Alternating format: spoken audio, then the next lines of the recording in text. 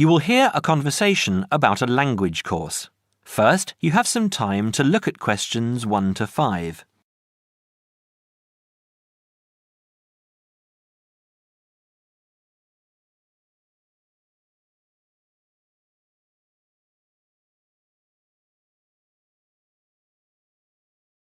You will see that there is an example that has been done for you.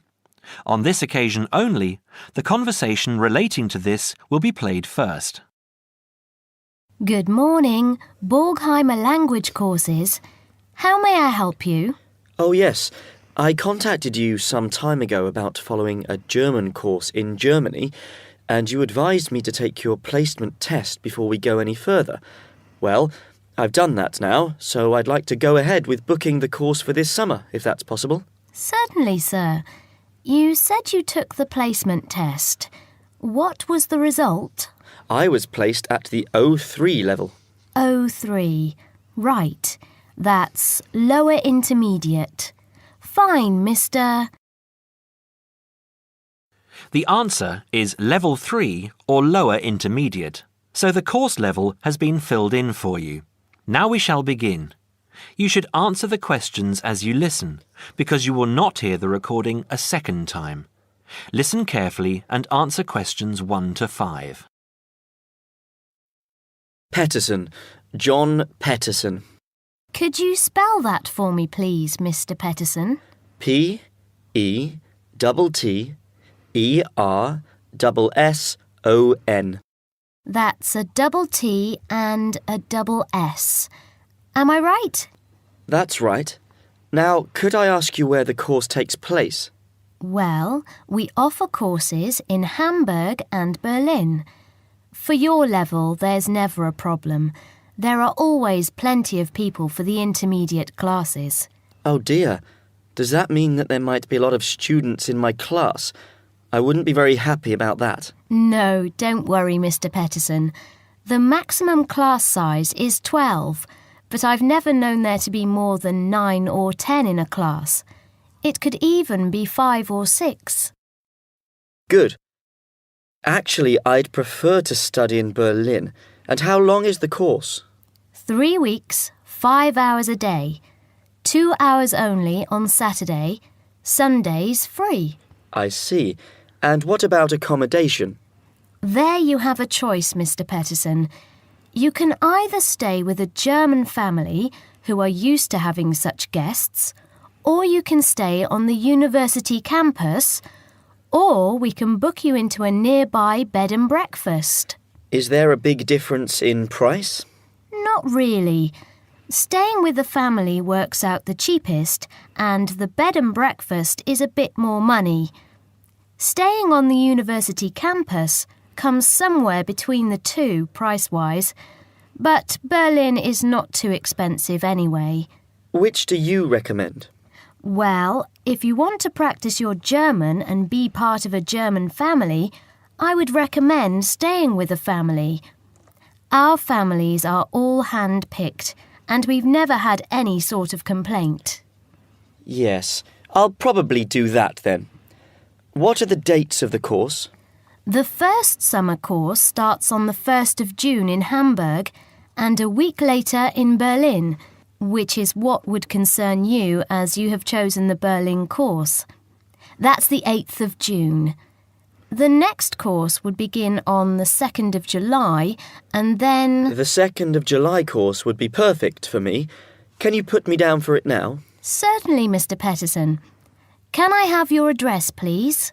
26 Mayfield Drive, Orpington, Kent. I'm afraid I can't remember the postal code. Don't worry, Mr. Petterson. I'll check on it. Before you hear the rest of the conversation, you have some time to look at questions 6 to 10.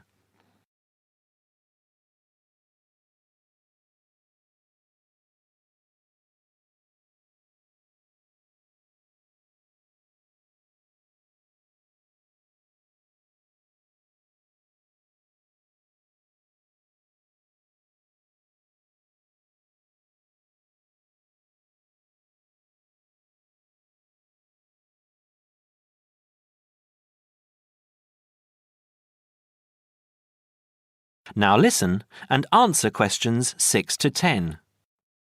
There are a couple of other things I'd like to ask. Certainly. What do I need to bring on the course? Well, apart from the obvious, you'll need our textbooks. I'll email you the name and publisher. You should be able to find it in your local bookstore. If you do have problems, call me or email me and I'll see what I can do. We provide the computers, computer disks, translation exercises and all that sort of thing, but you will need a good dictionary. We recommend Langenscheidt, which is more than adequate for your level. You don't have to go and spend a lot of money on an expensive dictionary. Not yet, anyway. Maybe you will when your German reaches a very high standard. That would be very nice. Now, finally, what about the cost of the course? And how do I pay?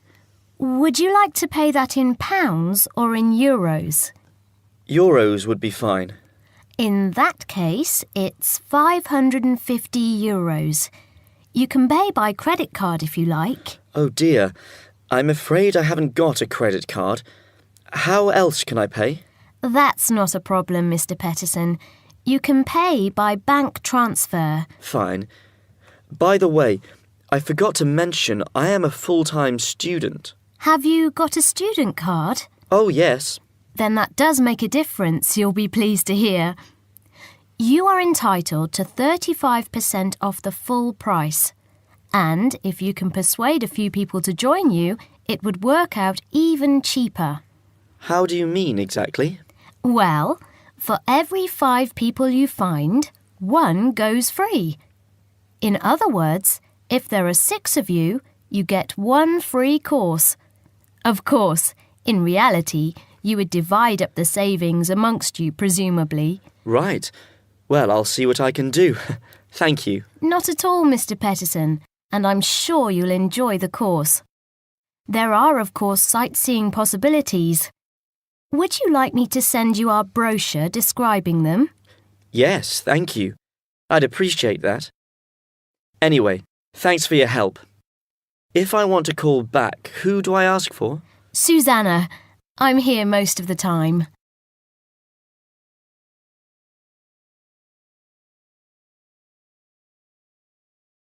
That is the end of part 1. You now have half a minute to check your answers.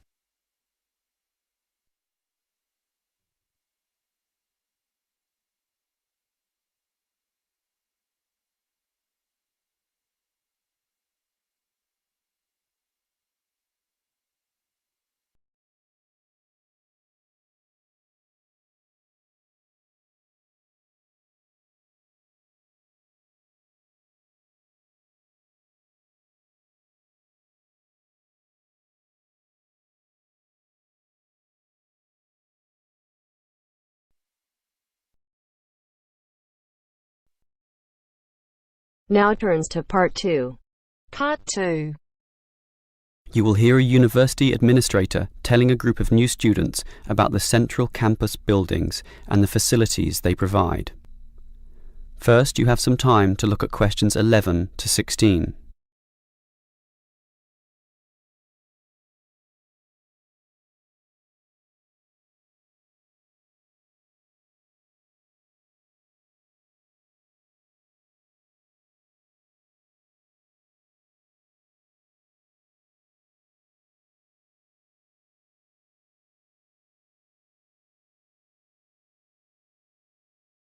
Now listen carefully and answer questions 11 to 16.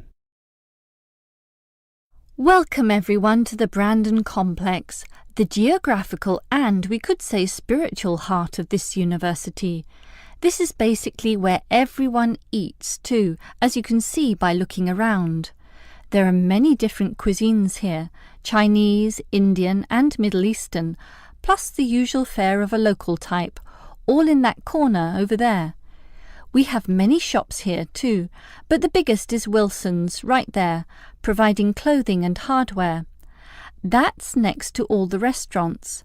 Now, on the opposite side of Wilson's, we have 3 shops. The one in the corner there, closest to the restaurants, is for DVDs. Yes, the DVDs are cheap and affordable, and you can also rent DVD players as well.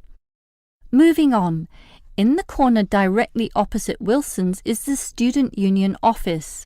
Incidentally, you are all encouraged to join the Student Union, as a Student Union card gives you many benefits, including discounts on basically everything you can buy here at the Brandon Complex.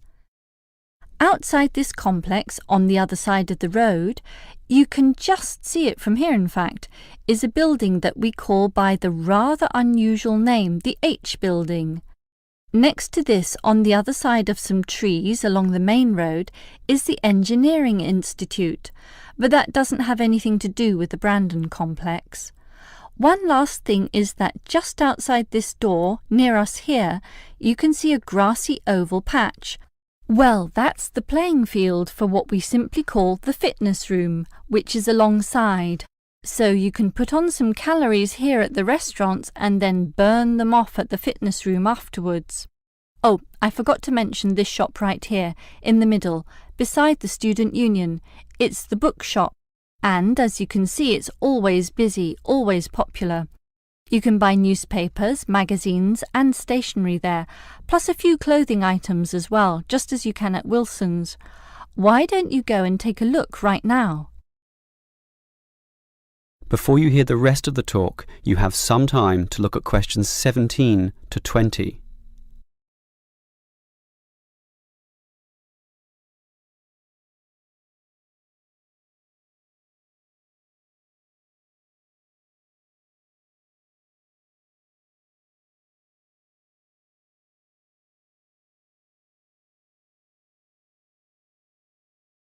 Now listen and answer questions 17 to 20.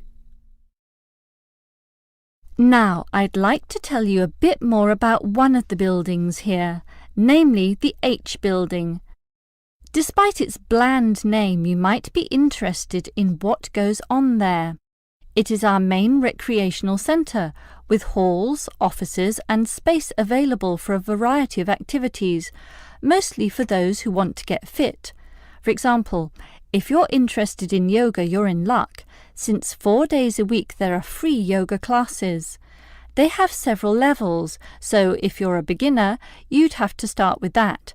You can check the schedules on the wall there. Yoga used to be at night, but now it's in the mornings, but not on Wednesdays. Along those same lines, there's aerobic dancing in the afternoon. This shares the same room as the badminton games, which are on Mondays, Wednesdays and Fridays. The aerobics are on the alternate days, Tuesdays and Thursdays, and it's not restricted at all. Everyone is welcome to join, although the instructor may divide you up, of course, according to ability.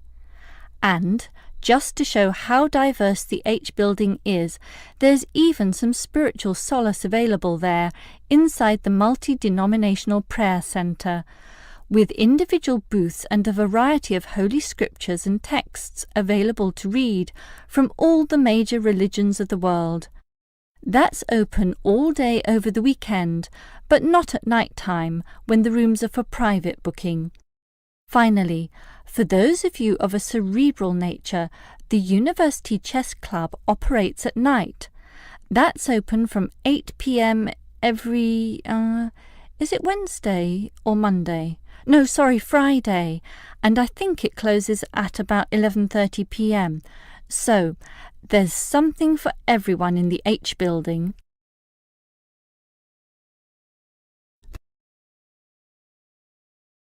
That is the end of part 2. You now have half a minute to check your answers.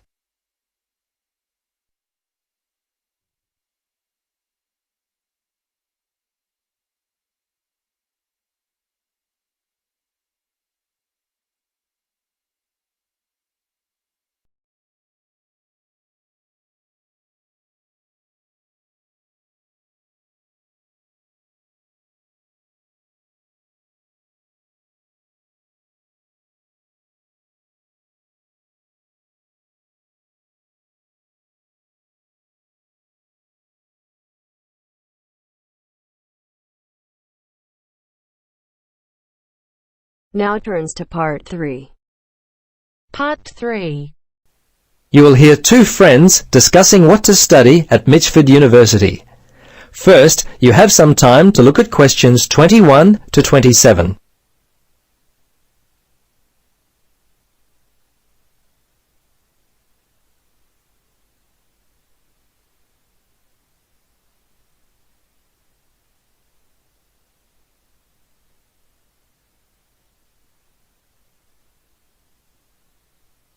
Now listen carefully and answer questions 21 to 27. Hello, Gloria. Hi, Paul. I just heard that you're studying psychology this year. At the moment, that's true, but to be honest, I'm not sure exactly what to study. You're in your third year at university. Do you have any advice for me? Well, it's a difficult question for me to answer, but I do have some ideas, based upon my personal experience, that may be of help. Anything would be helpful at this point. I'm feeling a little worried about what I should do. Well, there are a few things that I would recommend. Firstly, ask yourself, what do you really enjoy studying? For example, maths, English, science? This will help you decide what course you should do. The university handbook lists all the courses available. You should take some time to look at it. A couple of my friends spoke with recent graduates of courses which took up a lot of time. Another thing which took a lot of time was an interview at the Dean of Academic Affairs office. They're always so busy there. Unless you've got a lot of time, I wouldn't bother with either of those ideas. Okay. Gloria, I understand there are some excellent publications that I can look at which will help answer my questions. But the trouble is, I'm having a real hard time locating them. Do you know where I might be able to go? Yes, I encountered this very same problem when I was deciding on what to study. I managed to locate a few excellent books that really helped me to decide what was best for me. Now, some of the details will be a little inaccurate. That's no problem. If you could just remember the titles, I'll be able to look them up at the university library. Now, let me just get my pen. Okay, ready? All right. The first book I found was What Should I Do? It was written by Paul Smith, and I believe it was published in 2000 by Smith Brothers. I think this was the best book I read, although Judy Newton's Choosing University Courses was also an excellent help for me. Can you remember what year that one was published? Let me see. Most of the books I read were published around the same year, 2000, I think. I can't remember who published it. I think it was Printers Limited. You'll have to check that one out yourself. No problem. This is just what I've been looking for. Anything else you could recommend? Yes, there was one other book which I remember because my cousin works for the publishers Brown and Tate. He started there in 2002. Anyway, the book's called Surviving University and was written by Julie White. It's an excellent book which came out in 2004. I certainly recommend it. Before you hear the rest of the conversation, you have some time to look at questions 28 to 30.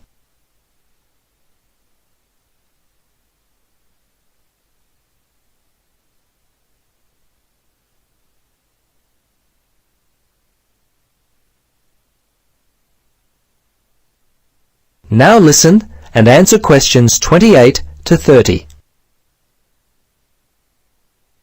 Gloria, this discussion has been so helpful. I wonder if I might ask one more question. Sure. What would you like to know? Well, I'm wondering why you finally decided to study psychology. Well, what helped me to decide was my interest in working with people. I think that's what you've got to really decide in your own mind. Do people give you energy or do they drain you of energy? I asked my friends what they thought of my idea, and most of them thought it was a good choice. Yeah, you know, I think my parents or family members who know me well would be a good place to start. I think if you like to research subjects, you might prefer to work by yourself. That could help you to decide what area you should study. For me, I like working with numbers, and I knew psychology involved a lot of this, so that also helped me to choose my course of study. The bottom line is you've really got to know what you naturally like to do. Once you work that out, you simply choose areas of study that relate to those things. Well, Gloria, I can't thank you enough for your time. Would you be interested in joining me for a coffee?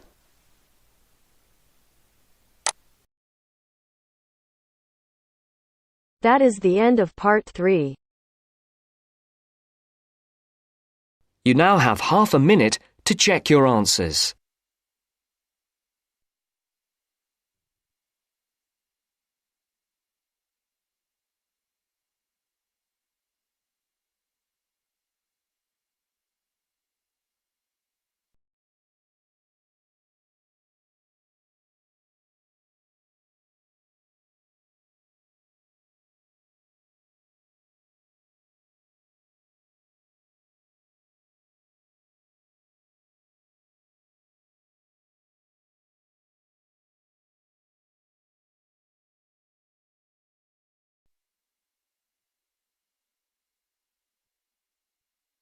Part 4.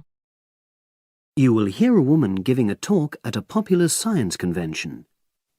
She is describing research into artificial gills designed to enable humans to breathe underwater. Now you have some time to look at questions 31 to 40.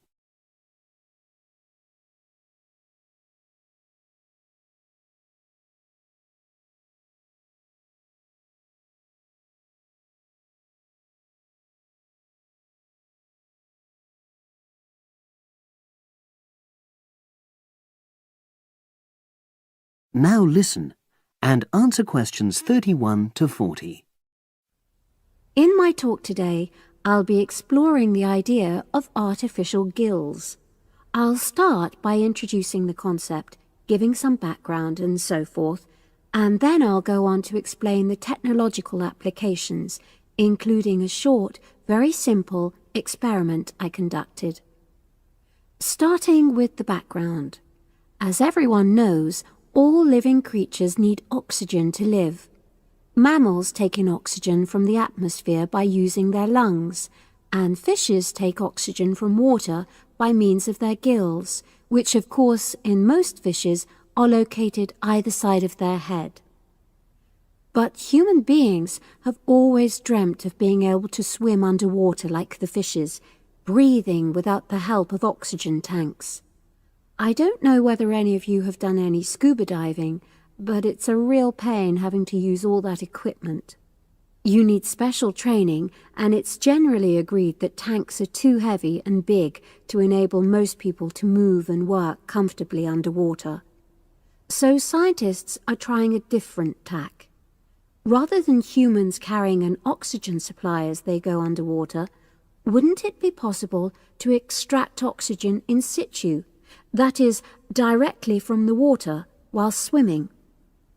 In the 1960s, the famous underwater explorer Jacques Cousteau, for example, predicted that one day surgery could be used to equip humans with gills. He believed our lungs could be bypassed and we would learn to live underwater just as naturally as we live on land. But of course, most of us would prefer not to go to such extremes.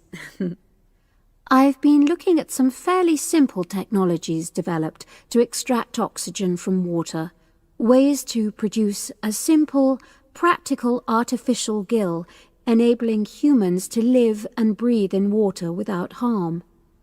Now, how scientists and inventors went about this was to look at the way different animals handled this.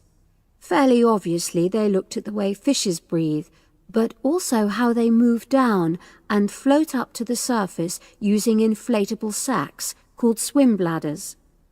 Scientists also looked at animals without gills, which use bubbles of air underwater, notably beetles. These insects contrive to stay underwater for long periods by breathing from this bubble, which they hold under their wing cases.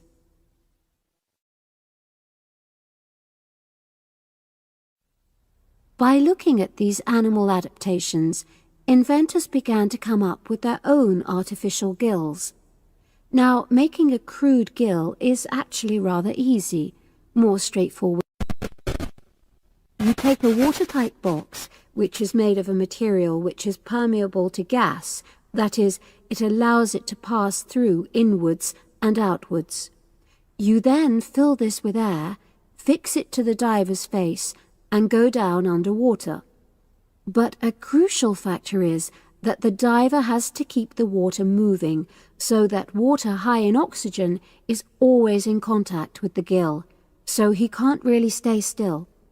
And to maximize this contact, it's necessary for your gill to have a big surface area.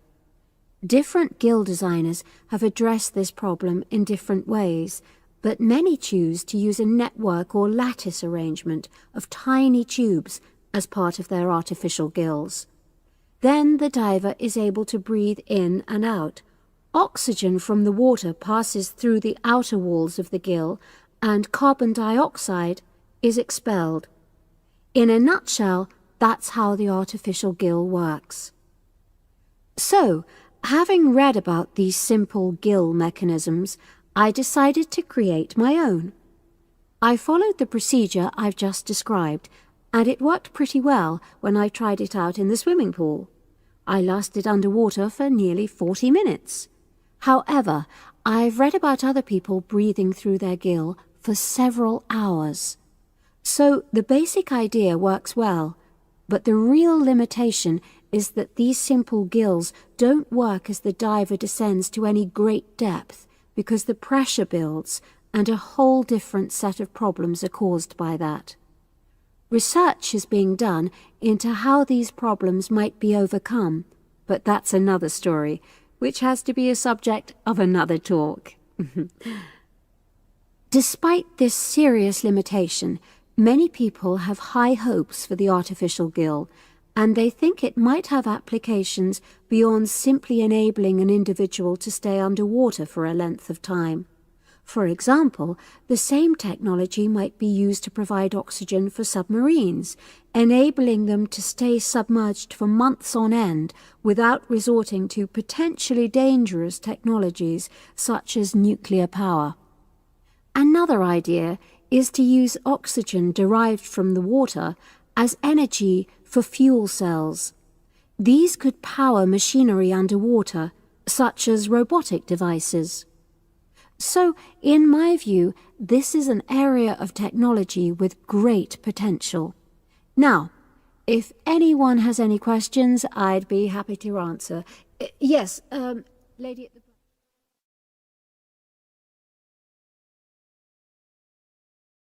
That is the end of part 4. You now have half a minute to check your answers. Thank you for using IELTS listening test. There is a good news for you guys. Now you can practice unlimited speaking tests on our application Baby Code. I know some people will say कि मैं तो अपने friends के साथ practice कर लेता हूँ, मैं अपने institute में रोज टेस्ट देता हूँ या मैं मिरर के सामने practice करता हूँ. लेकिन रोज 1 या 2 टेस्ट देना is not enough to clear IELTS. और आपके फ्रेंड्स और मिरर आपको वैल्यूएबल फीडबैक कभी नहीं दे सकते. लेकिन अगर आप बेबी कोड एप्लीकेशन यूज करते हो तो आप कहीं भी और कभी भी अनलिमिटेड टेस्ट दे सकते हो. बेबी कोड पे प्रैक्टिस करना is like having a personal teacher. App will take exam like a real examiner. After test you can check your grammar, fluency or pronunciation mistakes. Even you can check your band score. This app will provide you free test every day. So do not forget to try, link in the description. But if you need more test access, it will just cost you $3.99. Wait, if you use my promo code IELTS50, that will give you even more 50 rupees discount. Now it's like a one-time meal money, but this will help you to crack your IELTS exam.